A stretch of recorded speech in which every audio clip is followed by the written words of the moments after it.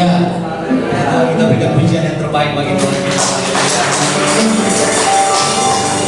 Puji Tuhan, pada hari ini kita masih diberikan kesempatan untuk kita memuji, memuliakan nama Tuhan, beribadah kepada Tuhan, memperingati hari kenaikan Tuhan Yesus Kristus ke surga.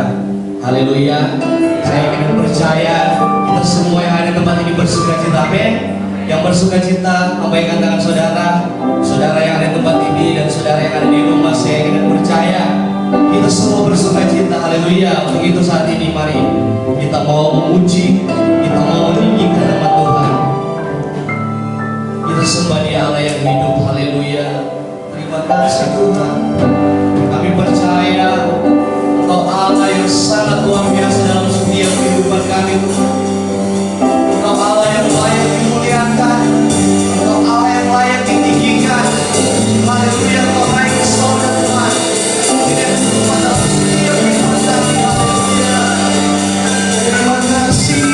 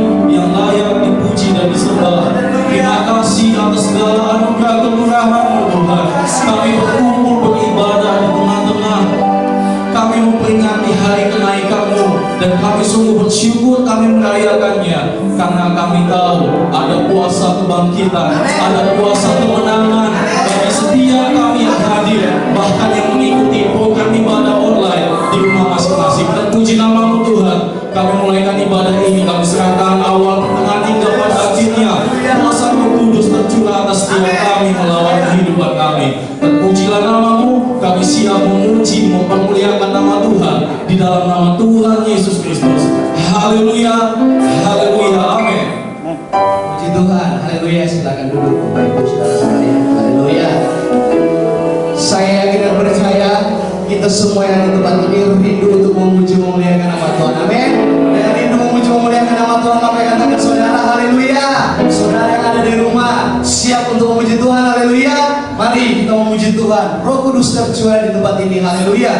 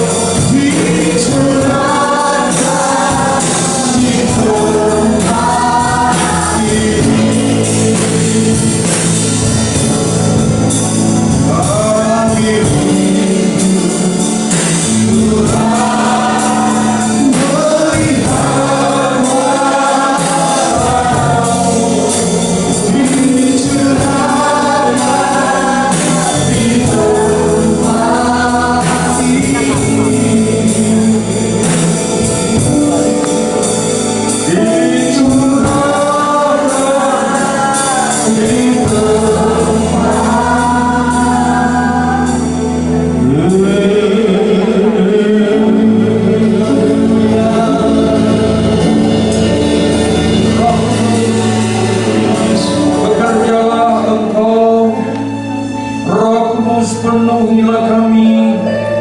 Roh Kudus berikanlah kepada kami hikmat yang daripada-Mu. Roh Kudus karunia Roh Kudus bekerja di hari-hari akhir ini, karena kami sedang diperhadapkan kepada persoalan-persoalan yang sulit akibat dari penyakit corona.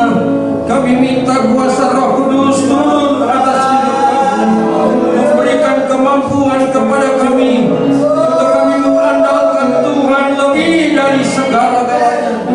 Kami mengutamakan Yesus sebagai Tuhan dan Allah kami yang telah duduk di tahta Allah untuk selalu berdoa untuk kami. Tuhan, terima kasih, kami akan menikmati kebenaran firman-Mu pada pagi hari ini dalam rangka memperingati kenaikan Tuhan Yesus Kristus. Berkati kami semua, berkati juga para umat-umat-Mu yang sedang mengikuti tayangan ini. Biar Tuhan kuasa Roh-Mu juga menjamah mereka, kuasa Roh-Mu memenuhi mereka, supaya berkat yang sama akan kami terima pada pagi hari ini. Dalam nama Tuhan Yesus Kristus, kami akan belajar kebenaran firman-Mu. Amin. Dalam bacaan tangan, haleluya. Semua diberkati Tuhan. Haleluya. Yang di rumah juga pasti diberkati oleh Tuhan. Berkat Tuhan adalah berkat yang sangat luar biasa. Hari ini kita sedang memperingati hari kenaikan Tuhan Yesus Kristus. Hari kenaikan adalah merupakan satu sejarah yang sangat penting bagi umat Kristiani, karena hari kenaikan itu berarti mengembalikan posisi daripada Yesus yang selama ini kurang lebih 33 tahun setengah plus 40 hari berada di dunia dalam rangka misinya, di mana Allah Bapa di surga mengutusnya untuk turun ke dalam dunia ini menjadi seperti manusia biasa, sehingga dengan keberadaannya seperti manusia biasa dapat memberi contoh yang begitu luar biasa, yang tidak pernah mengenal dosa tetapi dijadikan seperti orang berdosa, yang sebenarnya tidak perlu mengalami kematian yang tragis, tetapi justru karena misinya di dalam dunia ini adalah misi menyatakan kepada manusia bahwa manusia sebenarnya bisa datang kepada Tuhan, tetapi dengan satu jalan, hanya percaya kepada Tuhan Yesus Kristus sebagai jalan kebenaran dan hidup. Haleluya. Kita sedang memperingati hari kenaikan Tuhan. Kenaikan Tuhan merupakan sesuatu yang saya sudah sampaikan tadi, mengembalikan posisi daripada Yesus di dalam kerajaan surga. Banyak orang bertanya, kenapa Yesus harus naik? Orang Israel mengharapkan supaya Yesus itu menjadi raja. Raja seperti raja-raja yang ada di sekitar mereka, dan raja seperti pemimpin-pemimpin atau raja-raja dari orang-orang atau pemimpin-pemimpin, gubernur-gubernur dari orang-orang Romawi yang sedang menjajah mereka. Nah, Bapak Ibu Saudara sekalian, pada kesempatan ini saya ingin memberi judul di dalam kenaikan Tuhan itu, mengembalikan posisi Yesus di tahtanya Allah. Haleluya. Mengembalikan posisi Yesus di tahtanya Allah. Ini sangat penting menjadi perhatian kita. Ini sangat penting menjadi pemahaman kita. Ini sangat penting supaya kita mengerti bahwa kenaikan Tuhan itu sangat-sangat berarti bagi gereja Tuhan. Haleluya. Sebab kalau Tuhan Yesus tidak naik, tidak ada gereja di dunia ini. Saya mau coba bawa kepada satu pemikiran. Kira-kira kalau Yesus tidak naik ke surga, kira-kira ada gereja nggak hari ini? Pasti tidak ada. Sebab yang menjadi Tuhan sekarang ini dia hadir, dia ada. Dan selama kita melihat, selama Yesus ada, belum pernah ada gereja. Belum pernah tercipta gereja. Belum ada ibadah-ibadah seperti sekarang ini. Karena ibadah-ibadah pada waktu itu adalah hanya orang Israel yang beribadah. Dan pada saat juga tentara Romawi pada tahun 70, Jenderal Titus menghancurkan Ka'bah Yerusalem. Mereka tidak bisa lagi beribadah, di mana mereka hanya membuat sinagoga untuk beribadah. Dan mereka terpencar kemana-mana. Tetapi kita bersyukur, gereja Tuhan ada di dunia ini karena Yesus naik ke surga. Kita harus mengerti itu. Dan kalau kita membaca ayat yang kita akan baca, yaitu dari Lukas pasal 24.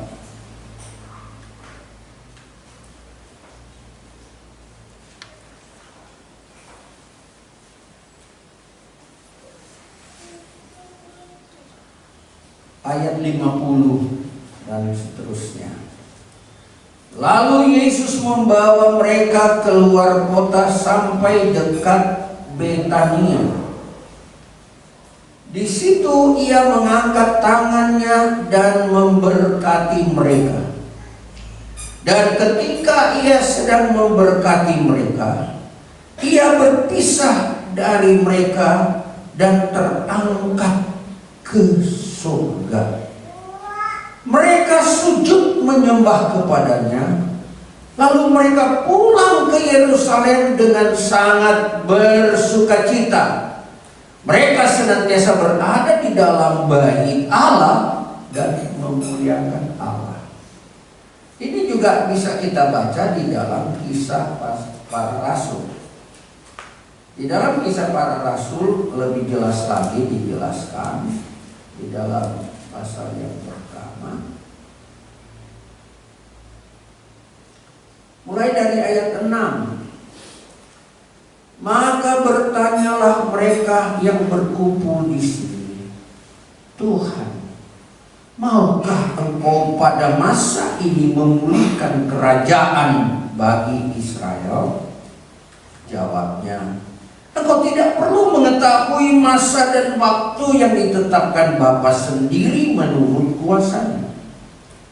Tetapi kamu akan menerima kuasa kalau Roh Kudus turun ke atas kamu, dan kamu akan menjadi saksiku di Yerusalem dan di seluruh Yudea dan Samaria sampai ke ujung bumi. Sesudah ia mengatakan demikian, terangkatlah ia disaksikan oleh mereka, dan awan menutupinya dari pandangan mereka. Ketika mereka sedang menatap ke langit waktu ia naik itu, tiba-tiba berdirilah dua orang yang berpakaian putih dekat mereka dan berkata kepada mereka, "Hai orang-orang Galilea, mengapakah kamu berdiri melihat ke langit?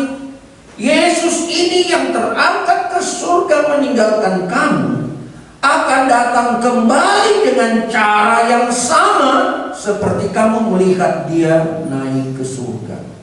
Jadi Kisah Para Rasul lebih jelas membicarakan atau mengungkapkan tentang kenaikan Tuhan. Sebenarnya Kisah Para Rasul kita tahu itu ditulis oleh Lukas. Nah, Bapak Ibu Saudara sekalian, kalau kita menyimak kalimat-kalimat yang kita baca, maka seperti saya katakan tadi, bahwa orang Israel menginginkan sebenarnya supaya Yesus yang sudah bangkit itu membentuk satu kerajaan, dan dia akan dijadikan raja untuk orang Israel. Berarti kalau dia menjadi raja orang Israel, tidak akan ada lagi kerajaan-kerajaan di dunia yang lain. Karena dia pasti berkuasa dengan kekuatan kuasanya yang tanda kutip dia adalah Allah 100% dan manusia 100%. Sangat luar biasa.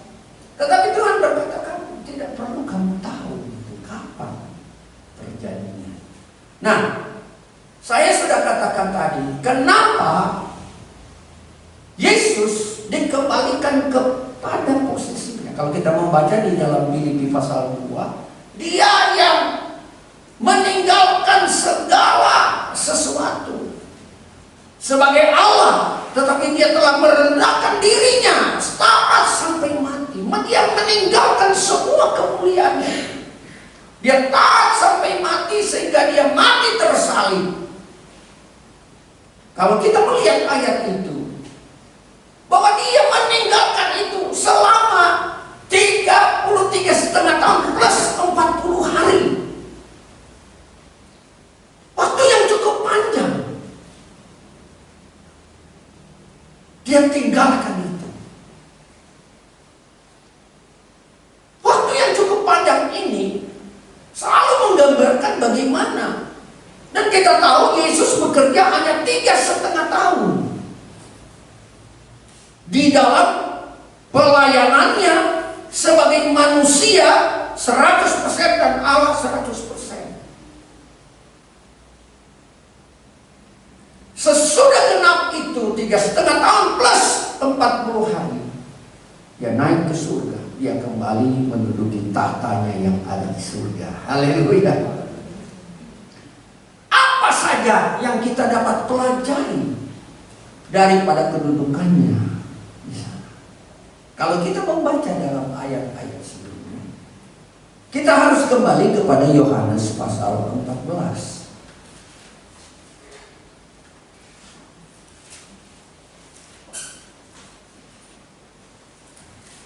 Saya ingin menyampaikan ini dulu kepada saudara-saudara, Bapak Ibu Saudara sekalian, bahwa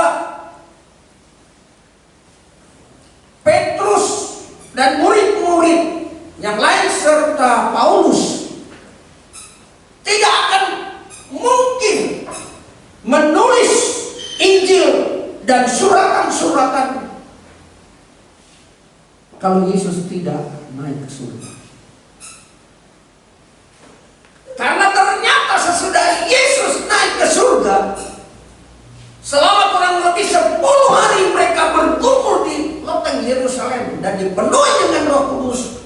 Kisah 1 ayat 8 menyatakan bahwa mereka mulai mengkabarkan Yesus adalah orang Nazaret, Allah yang luar biasa. Itulah sebabnya banyak tanda-tanda mujizat yang dikerjakan oleh ini. Sebab kalau Yesus tidak naik, tidak akan murid-murid tidak akan berfungsi. Rasul Paulus juga tidak akan berfungsi. Gereja tidak akan ada. Tapi mari kita lihat di dalam pasal 14. Mengapa Yesus naik ke surga? Tentu kita membaca dulu ayatnya yang ke-6. Saya ingin membaca ayat ke-6 dulu. Kata Yesus kepadanya, kita baca baik-baik ayat ini. 2-3. 2-3. Kata Yesus kepadanya, Akulah jalan dan kebenaran dan hidup. Tidak ada seorang pun yang datang kepada Bapa kalau tidak melalui Aku. Coba kita perhatikan kata demi kata dalam ayat ini. Tidak akan ada seorang pun yang bisa datang kepada Bapa kalau tidak melalui Aku. Artinya begini. Jadi pada waktu Yesus memberitahukan, memproklamirkan dirinya, Aku inilah kebenaran, jalan kebenaran dan hidup. Lalu dia katakan,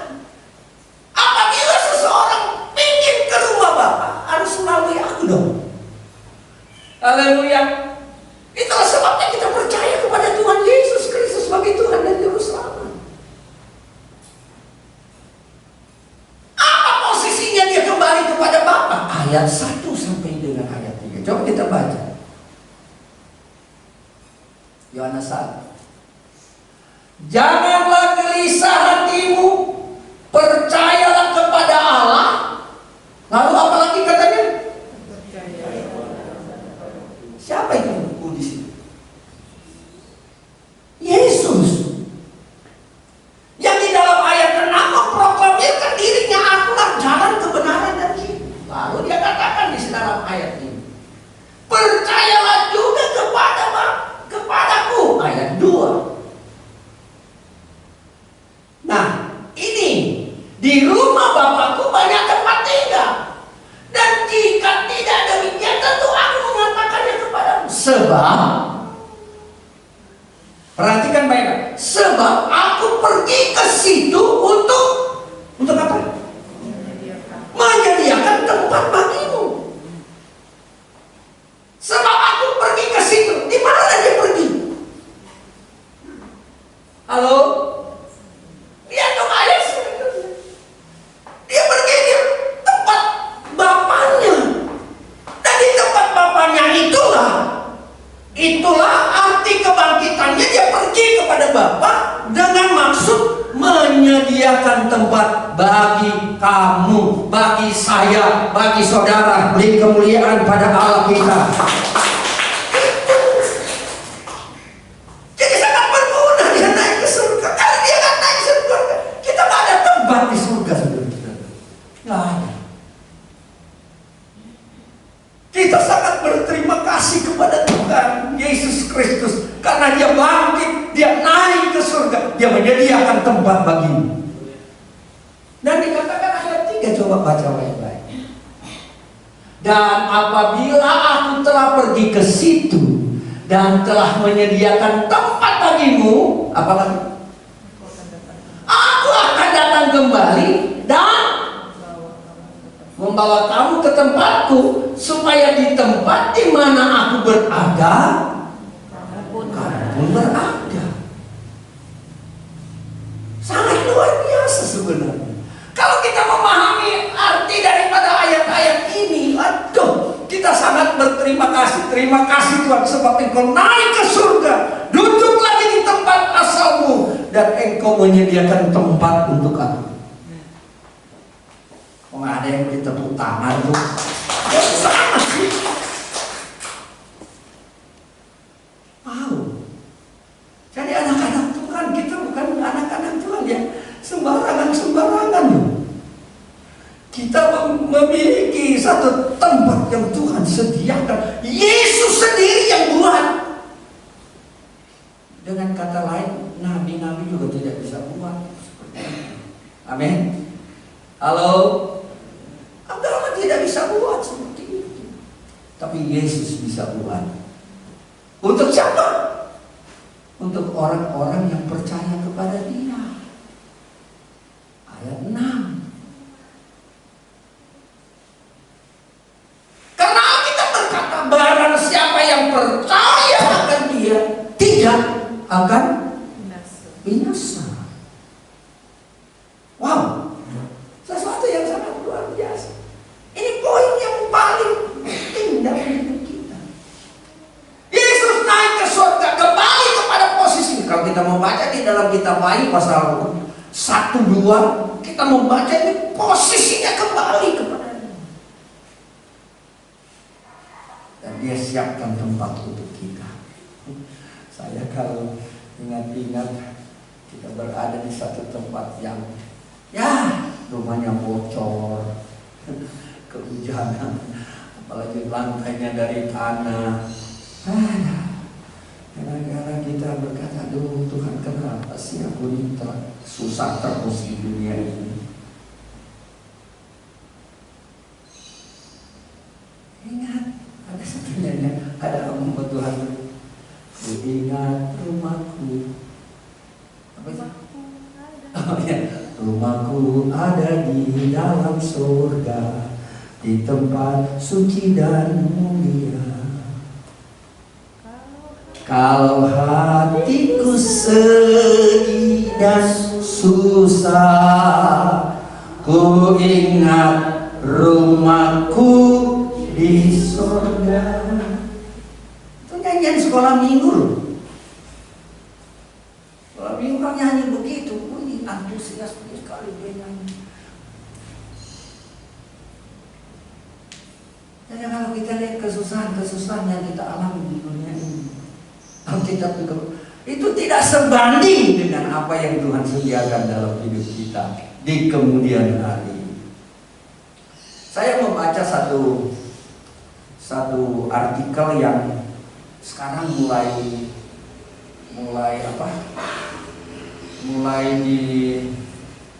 yang harus dicerna dengan pemikiran satu pemikiran yang masuk akal.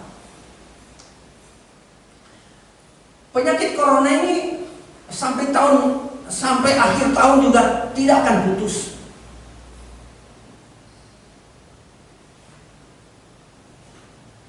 Benar nggak kira-kira? Ini kan tulisan dari orang-orang pakar di dalam ilmu kedokteran. Corona tidak akan tuntas sampai tahun 2020. So, ternyata sampai sekarang makin banyak. Apalagi yang OTG, orang tanpa gejala tapi positif. Itu kan yang lebih berbahaya. Jadi sekarang ini kami baru ketemu dengan salah satu asisten gubernur kemarin karena membicarakan sebenarnya kita gereja-gereja dan masjid sudah diberikan kelonggaran untuk bikin ibadah. Tapi tentu dengan kriteria yang sudah ditentukan oleh dinas kesehatan. Jadi saya berpikir kalau umpamanya kita 100 orang naik di atas, itu masih cukup jauh ya. Kalau 100 orang kita di atas, kita kebaktian di atas, masih cukup jauh, bisa 2 meter. Sebab itu kan isinya 500 orang. Itu bisa 2 meter. Wah, kami juga waktu pertemuan selalu ya cuma selang 1 porsi. Jadi saya pikir-pikir bisa juga kita bikin ibadah di atas. Tapi jangan pakai AC. Karena AC ini bisa membuat sirkulasi penyakit corona itu bisa bisa menjalan begitu cepat karena AC yang di bawah 20 derajat itu bisa mengakibatkan potensi untuk menyebarkan virus. Lalu sang pemikir ini berkata, ini soalnya penelitian ini baik dari Amerika, baik juga dari Cina, baik juga dari amat terlebih orang-orang Indonesia. Lalu disebutkan di sana begini. Nanti satu saat, kita tahu mulai bulan Juli itu kan semua kegiatan sudah mulai diadakan kan, betul nggak? Itu kan ada di Facebook ya, ada di berita-berita WhatsApp dan semua. Itu semua sudah dikatakan mulai dari 1 Juli dan sekarang juga sudah mulai diberikan kelonggaran. Kelonggarannya harus disesuaikan dengan disesuaikan dengan apa yang sudah ditentukan oleh dinas kesehatan. Jaraknya 2 meter, tidak boleh berjabatan tangan, harus pakai masker, harus pakai kaos tangan. Nah, jadi harus ada jarak 2 meter. Dan dikatakan di sana tidak boleh ngumpul di satu lokasi seperti ini. Harus di tempat yang agak terbuka. Nah, akhirnya sholat Id juga dilonggarkan karena pemerintah sudah kepala tanggung memberi izin, tetapi harus di luar masjid, bukan di dalam masjid. Nah, datang keputusan pemerintah tidak boleh ada sholat Id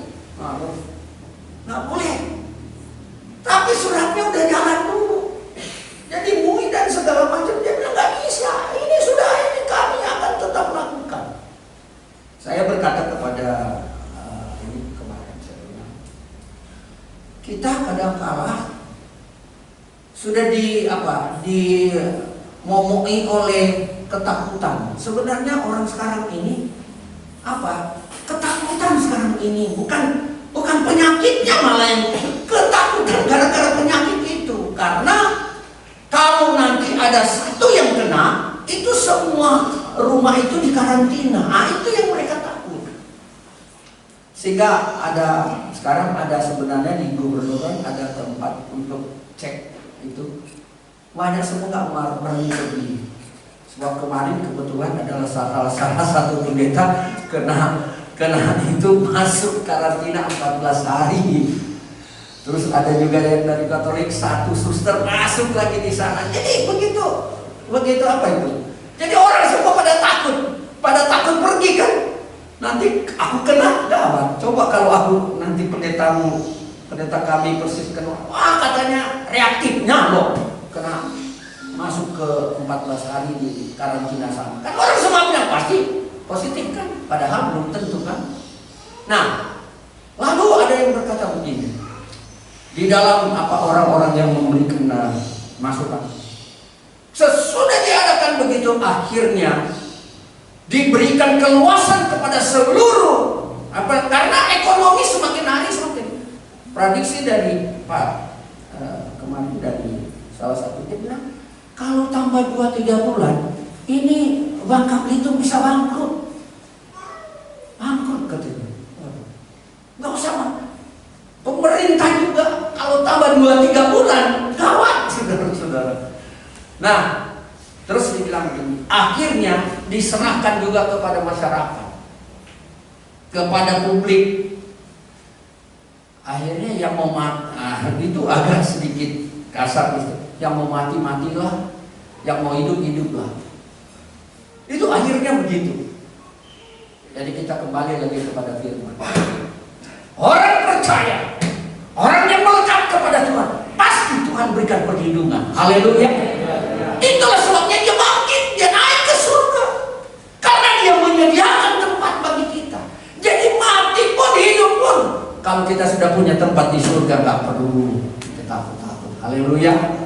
Haleluya. Ini loh, ini pakar-pakar yang berkata.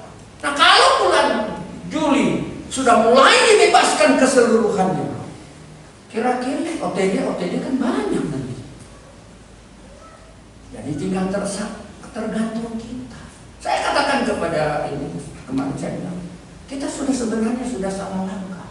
Sebenarnya keimanan kita yang harus dipertebal, keyakinan kita kepada Tuhan harus dipertebal, sebab Tuhan yang menentukan kita mati atau hidup. Nah, sekarang kita nggak bisa ibadah, nggak bisa ini. Itulah sebabnya ada beberapa gubernur mengizinkan mereka tetap beribadah. Kenapa? Karena mereka berkata, ya sebab dengan iman kan kita selalu nyanyi, dengan iman kita berjalan.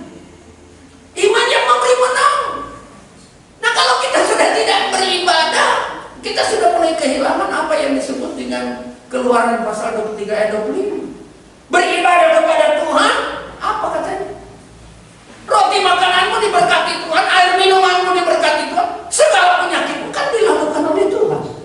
Itu kan kata firman. Ibrani 11 ayat 25 juga berkata, jangan tinggalkan tempat berhimpun bersama-sama. Nah, ini kan sedikit kecolongan kepada kita. Tapi ya tidak mengapalah, kita harus dengar-dengar kepada aturan daripada pemerintah. Tapi nanti kalau bulan Juli sudah diluaskan semua, nah, kira-kira gimana? Jadi kita harus mengimani Tuhan sudah naik ke surga, dia menyediakan tempat bagiku. Haleluya. Jadi mati dan hidup itu gak usah takut-takut kok. Yang kedua, bagaimanakah kita supaya kita memiliki kesanggupan untuk melawan semuanya ini? Mulai dari ayat 15. Ayat 16. Coba perhatikan baik-baik ayat 16. Dari Yohanes 14 ayat 16.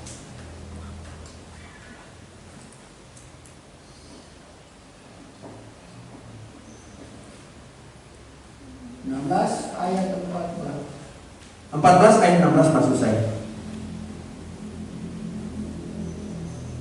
Coba kita lihat. Perhatikan baik. Aku akan minta kepada Bapa, dan Ia akan memberikan kepadamu seorang penolong yang lain, supaya Ia menyertai kamu selama-lamanya. Perhatikan baik-baik.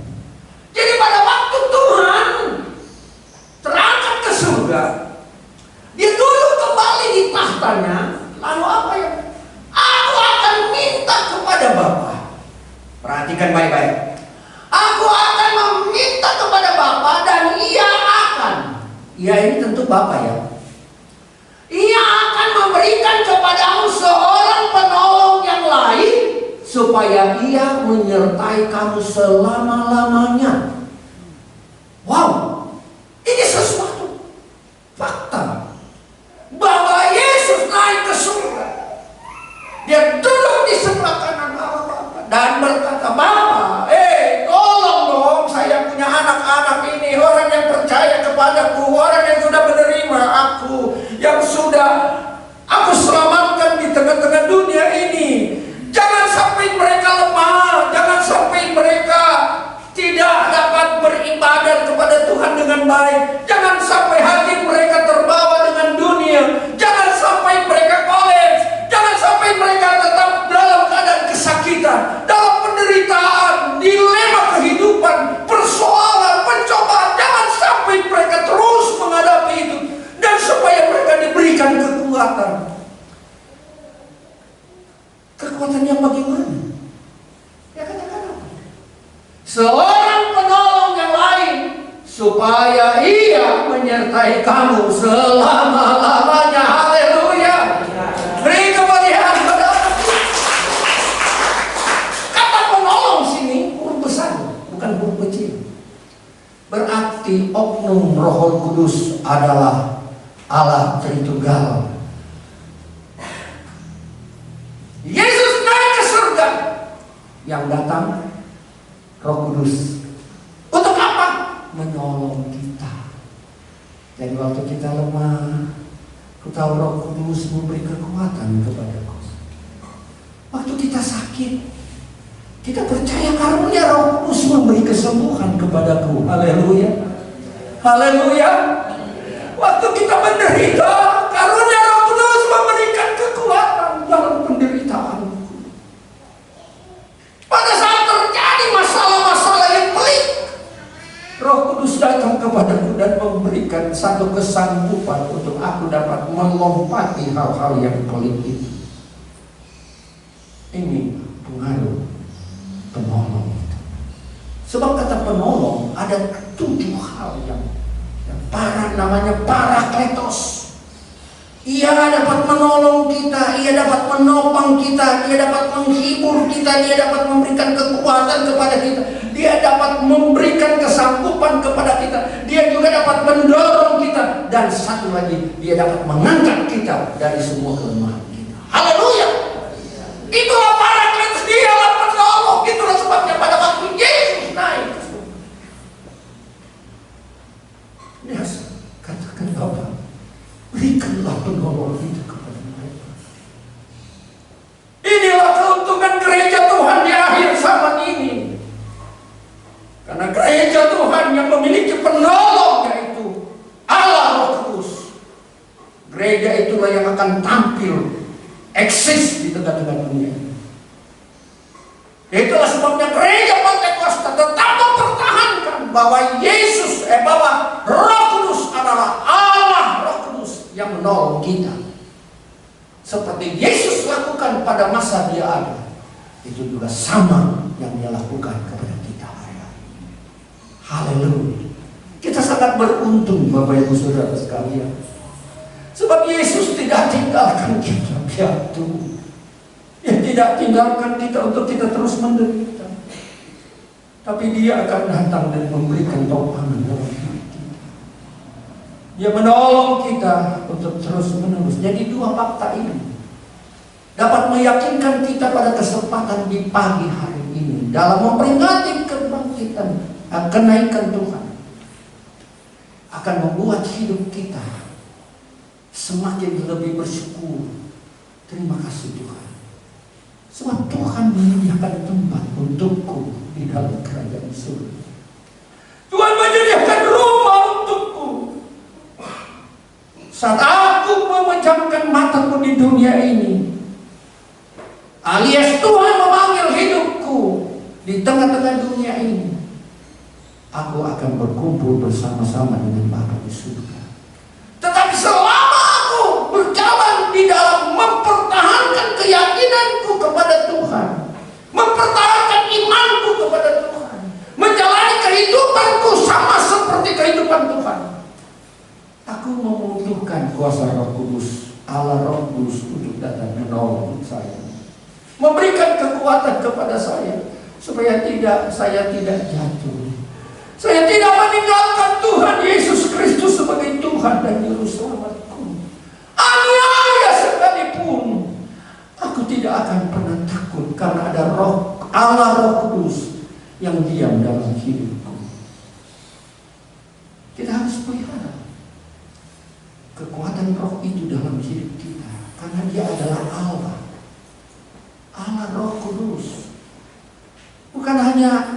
Bukan hanya sekedar isapan jempol, tapi Allah Roh Kudus, oknum ketiga dari Trinitas Allah, itu yang bersama dengan kita, itu yang menopang kita, itu yang memberi kekuatan, memberikan penghiburan, memberikan kemampuan pada kita. Sehingga pada saat kita berjalan, kita tidak berjalan seorang diri, tetapi ada Allah Roh Kudus yang bersama-sama dengan kita. Makna kebangkitan kenaikan Tuhan inilah artinya, supaya kita jangan pernah undur daripada Tuhan, supaya kita jangan meninggalkan Tuhan, karena hanya Dia yang menyediakan tempat, hanya Yesus yang menyediakan tempat bagi kita di surga. Tidak ada yang lain, hanya Yesus yang menyediakan tempat. Dengan kata lain, semua orang yang tidak percaya kepada Yesus tidak ada tempat di dalam kerajaan surga. Tetapi selama umat Tuhan berjalan, selama orang yang telah menerima Yesus sebagai Tuhan dan sebagai jalan kebenaran dan hidup, mereka akan selalu dinaungi atau disertai dan ditinggali oleh Allah Roh Kudus. Sehingga pada waktu mereka berada dalam situasi yang sulit, ada Roh Kudus yang memberikan kemampuan kepada kita. Mari kita berdiri bersama-sama.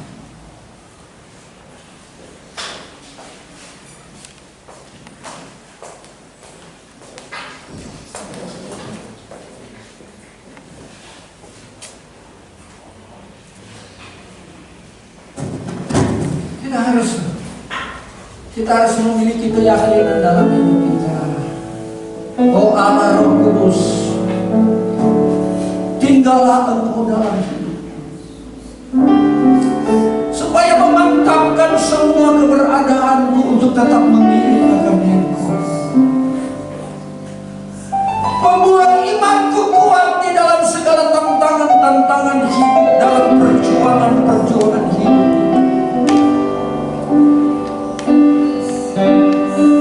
menjadikan keyakinanku kokoh dan tak tergoyahkan oleh apapun, karena Allah Roh Kudus ada dalamku. Nyanyikanlah pujian ini, Allah Roh Kudus, biar Dia memberikan kemampuan, dengan kemampuan ilahi yang Allah Roh Kudus. Dalam hidup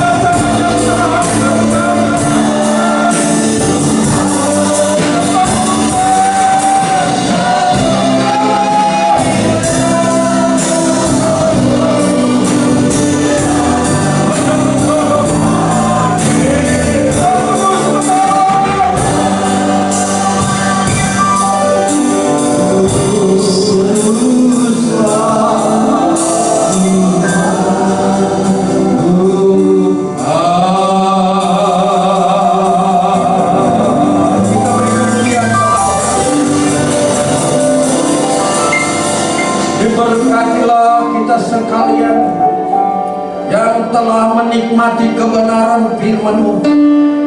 Diberkatilah kami semua, karena ada Allah Roh Kudus yang menjadi penolong bagi kami. Berikan kesanggupan kepada kami dengan kesanggupan ilahi yang tidak tertandingi oleh dunia ini, sebab Engkau bertahta di dalam setiap hati dan sanubari kami. Terima kasih banyak Bapa di surga. Dalam nama Tuhan Yesus Kristus kami sudah berdoa. Haleluya, puji Tuhan. Amin. Kita menyanyikan satu kor, Ku tahu roh Allah di sini, dan kita akan memberi persembahan kepada Tuhan.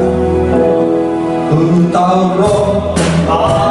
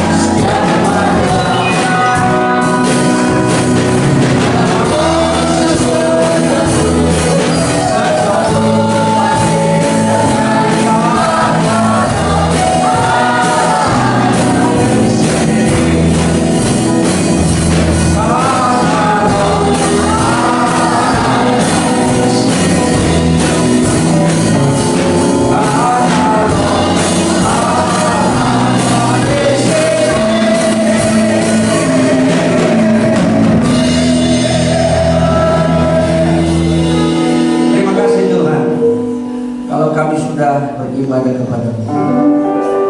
Roti makanan kami diberkati oleh Tuhan. Air minuman kami diberkati oleh Tuhan. Segala penyakit corona dalam nama Yesus dilakukan oleh Tuhan dalam hidup kami. Engkau jalan bersama dengan domba-domba. Pada saat mereka berjalan pulang, biarlah penolong yaitu Allah Roh Kudus terus menolong kami. Dan pada malam nanti kami akan berdoa untuk meminta lagi kepada Tuhan untuk Engkau memenuhi kami dengan Allah Roh Kudus, kuasa Roh Kudus, dan Engkau akan memperbaharui mereka yang sudah dipenuhkan oleh Roh, supaya kami tetap baru di dalam Engkau. Terima kasih, terima kasih. Sekarang angkatlah kedua belah tangan, terimalah. Tuhan memberkati kita, Tuhan melindungi kita, Tuhan menyinari wajahnya dan memberi kasih karunia kepada kita. Tuhan menghadapkan wajahnya dan memberi damai sejahtera kepada kita. Anugerah daripada Bapa di surga, kasih sayang kemurahan dari Tuhan Yesus Kristus, persekutuan dalam Allah Roh Kudus, hidup bersama-sama dengan kita hari ini dan sampai selama-lamanya, di dalam berkat nama Tuhan Yesus Kristus